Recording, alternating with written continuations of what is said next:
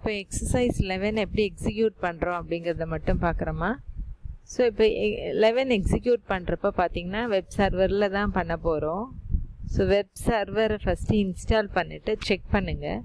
Check பண்ணுறப்ப என்ன கொடுப்பீங்க அப்படின்னு சொன்னோம்னா அதோடைய பாத்து http://localhost:8080 இப்படி கொடுத்தீங்க அப்படின்னு சொன்னோம்னா இந்த மாதிரி டாம்கேட் பேஜ் உங்களுக்கு வரும். அதுக்கப்புறம் உங்களோட பாத் எங்கே சேவ் பண்ணியிருக்கீங்க அப்படிங்கிறது எங்கே சேவ் பண்ணியிருக்கோன்னா எக்ஸசைஸ் 11 words.html நம்ம இதுதான் ரன் பண்ண போகிறோம். ஸோ இந்த பாத்தை கொடுத்து என்ட்ரு பண்ணிங்க அப்படின்னு சொன்னோம்னா இப்போ உங்களோட HTML ஃபார்ம் டிசைன் வந்துருச்சு. ஃபஸ்ட்டு ப்ரோக்ராம் வேர்ட்ஸில் உள்ளது.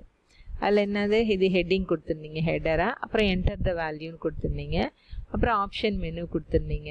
ஆப்ஷன் மெனுவில் HCL, NaCl to KCl, H2SO3 4 கொடுத்துருந்தீங்க. அப்புறம் ஒரு சப்மிட் பட்டன் கொடுத்துருந்தீங்க. அது கெட் டெஃபினேஷன். இப்போ நான் இதை கிளிக் பண்ணேன்னா எனக்கு JSP கோடுக்கு போகணும். அதுதான் நான் ஆக்ஷனில் கொடுத்துருந்தேன். மெத்தட் போஸ்ட்டு ஆக்ஷன் வந்து ஒரு JSP கோட் def1.jsp-ன்னு கொடுத்துருந்தேன். இப்போ நான் HCL செலக்ட் பண்ணிவிட்டு கெட் டெஃபினேஷன் அப்படின்னு கொடுக்குறேன். இப்போ என்னோடய JSP-யில் இதுதான் என்னோட ஹெட்டிங்காக கொடுத்துருந்தேன். அதுக்கப்புறம் இது ஒரு அரேயில் ஸ்டோர் பண்ணியிருந்தேன், இது இன்னொரு அரேயில் ஸ்டோர் பண்ணிருந்தேன். இது வந்து வேர்ட்ஸ்னு ஒரு அரே வச்சுருந்தேன், இது வந்து DEFN அப்படின்னு சொல்லிட்டு ஒரு அரேயாக வச்சுருந்தேன்.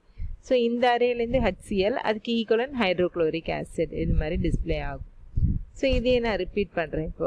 இப்போ வேறு ஒரு ஆப்ஷன் எடுக்கிறேன். இப்போ KCL எடுத்துகிட்டு கெட் டெஃபினேஷன் பண்ணுன்னா KCL பொட்டாசியம் குளோரைட்.